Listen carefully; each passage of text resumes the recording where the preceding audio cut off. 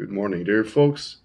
It is Sunday, April the 6th, the morning after the Honorable Pierre Poilievre from my riding here in Carleton and the Honorable Peter Kent had their conference call with several members who had helped them with their campaign and their riding. I had the privilege of sitting in on it. However, I was rather disappointed with the general tone of the conversation. One of the problems that we're facing, if not the major problem, is that we don't know how to do problem solving. The radical collectivist left will always be creating issues to throw at us. And the biggest mistake that we can make is play whack-a-mole with them, hitting away at each issue as it pops up, and they'll invent new ones every moment of every day, because their entire philosophy, postmodernism, is based on deconstructionism.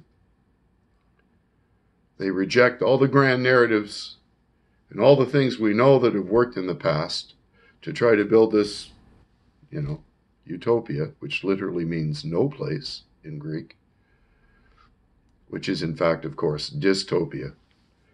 So this morning, being disheartened, I wrote to Pierre and his right-hand man, Jeremy, a letter.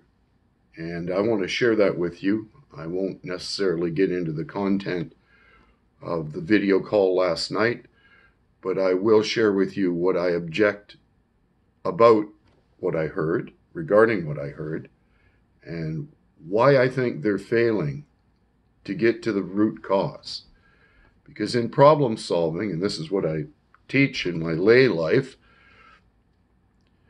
you want to get to the root of a problem and then assign documented corrective action. And everybody involved with that problem should also be assigned a task in mitigating it.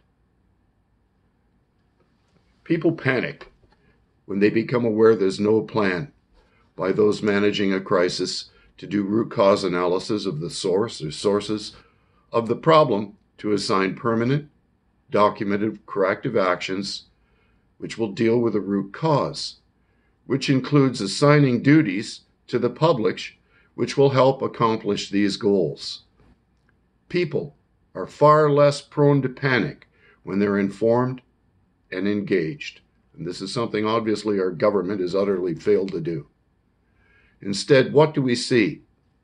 Our elected reps playing whack-a-mole, arguing over which Keynesian economic policies are best suited to deal with the symptoms of a crisis which is both physically deadly as well as economically ruinous.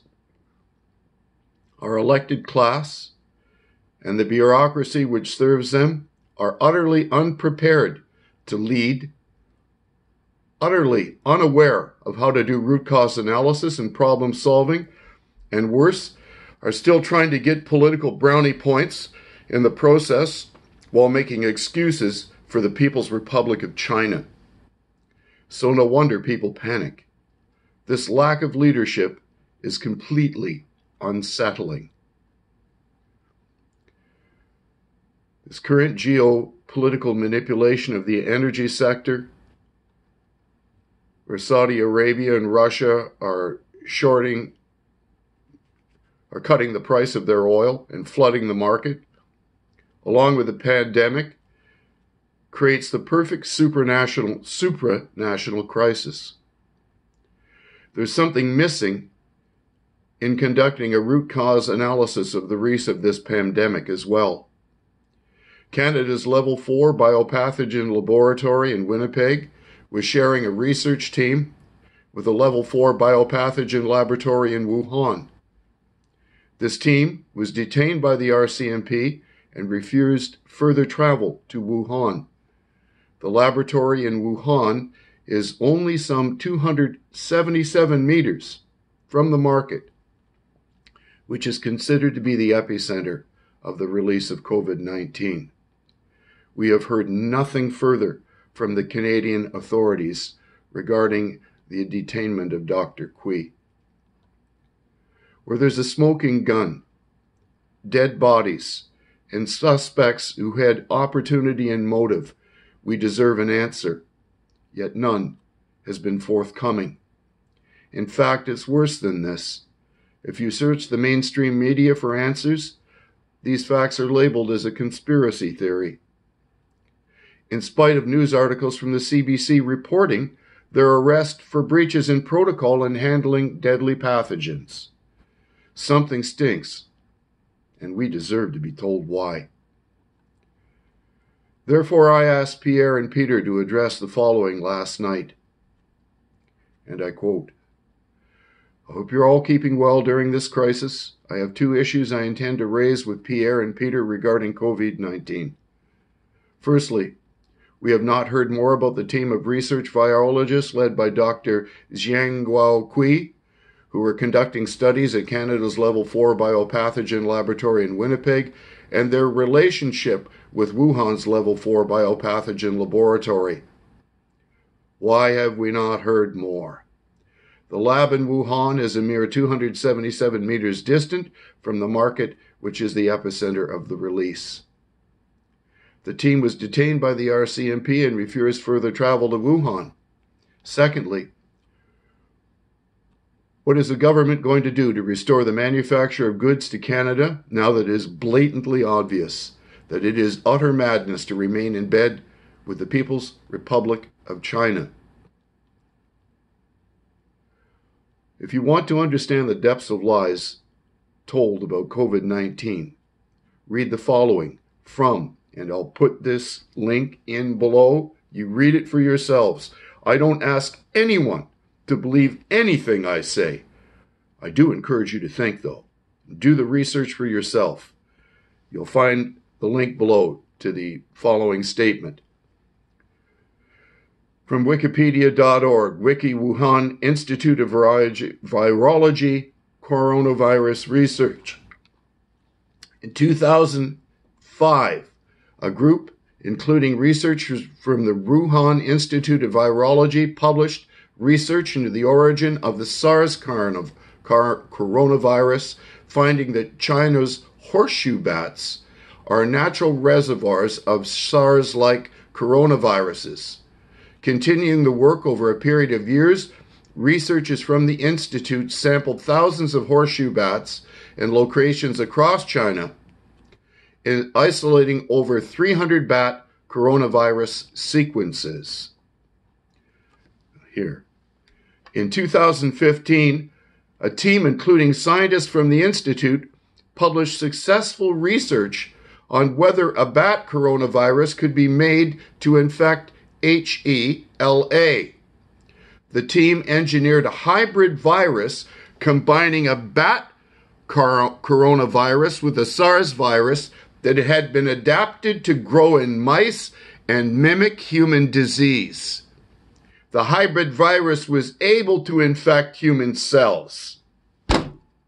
Yeah, you can't make that up.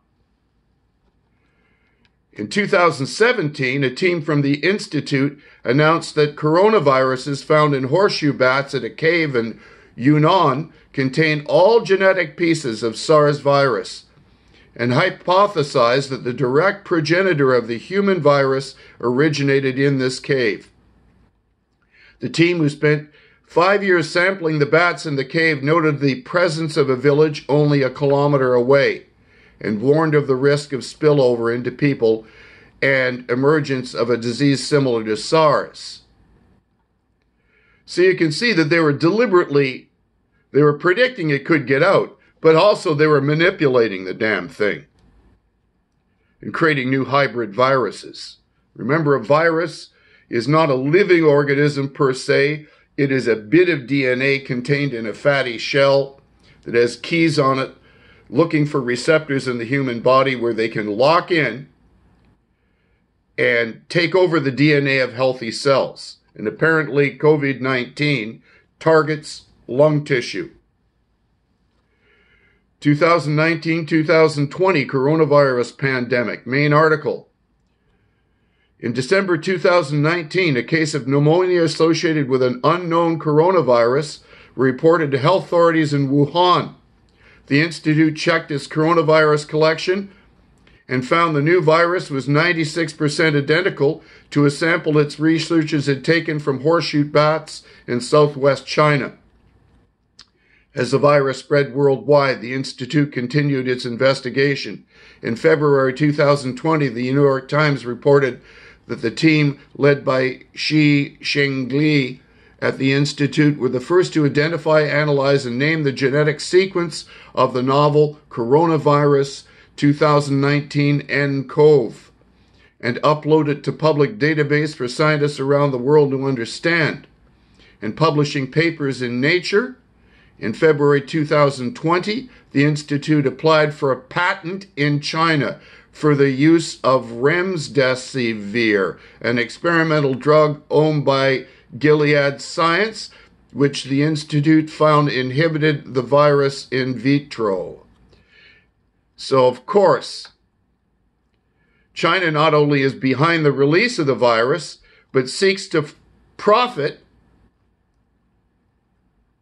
from its cure. You know, we don't have to wonder what the People's Republic of China intends to do to the liberal, democratic, and free West. They intend to destroy it while making it their slave. That is the stated goal of the Communist Party, and only a fool could think otherwise. In a move which also raises concerns regarding international intellectual property rights. I've been to China. Patents aren't worth the paper they're printed on there. They can steal anything, and will.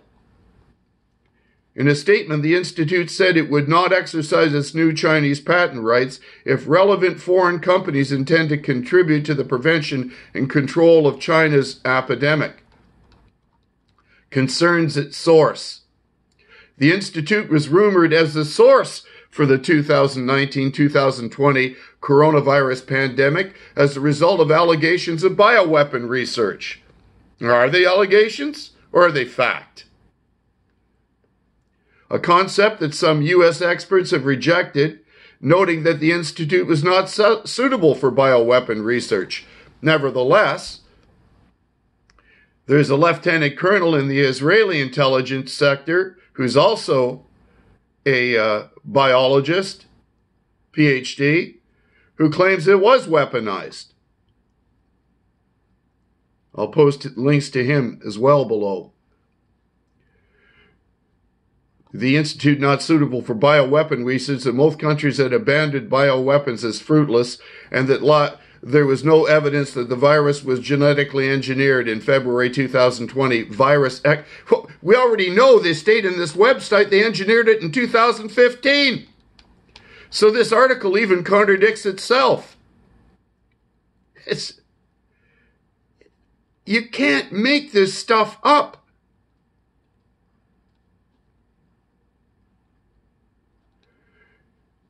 In February 2020, virus expert and global-led coronavirus investigator Trevor Bedford observed that the evidence we have is that the mutations in the virus are completely consistent with natural evolution. On the other hand, even before the outbreak of the pandemic, some virologists questioned whether previous experiments on creating novel coronavirus in the lab justified the potential risk of accidental release.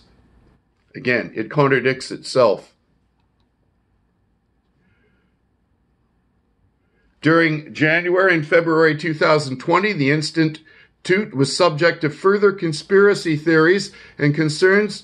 I love how they labeled it a conspiracy theory. If I'm at the site of a crime and there's a dead body and I'm holding a gun and the load in the chamber matches the bullet that killed the victim, and I had motive and means and was there, is this a conspiracy that the police should suspect me? No, it's proper problem solving. You can't make it up, but they're trying to. Do you like being lied to? I know I don't. You know, screw me over, jerk me, steal from me. But don't lie to me. Because when you lie to me, you're treating me like I'm an idiot. And I ain't no idiot. I can see through all the scams and scallywags and hyperbolic ventilation systems that are behind all the nonsense and drivel that comes out of the mouths of the global elite. I will not be a slave. So during January and February 2020, the Institute was subject to further conspiracy theories and concerns that it was the source of the outbreak through accidental leakage, which it publicly refuted, of course. Members of the Institute research teams were also subject to various conspiracy theories, including Xi, who made various public statements defending the Institute, while Elbridge refuted several of the conspiracy theories regarding WIV. He told BBC China that this did not represent the possibility of the virus being completely ruled out from entering the population due to a laboratory accident. You know, I sincerely apologize to those of you who, for whatever reason, listened to me. If you were hoping for a positive response. All I heard in that video, in last night's conference call, was how Her Majesty's loyal opposition intends to spend money we don't have on social programs we can't afford, while completely failing to lay the blame where it belongs on our insane relationship with the People's Republic of China and the utterly unworkable economic policies of John Maynard Keynes. My bad. I'm so angry I cannot write nor say more without exploding into heinously vulgar rhetoric. And on a Sunday, I don't wish to do that. God bless you all. Wash your patties and help the truth rinse your brain free of brainwashing. You guys have a wonderful Sunday and be a part of the solution, not the problem. Hold your members of Parliament feet to the fire and do not let them continue to lie to you.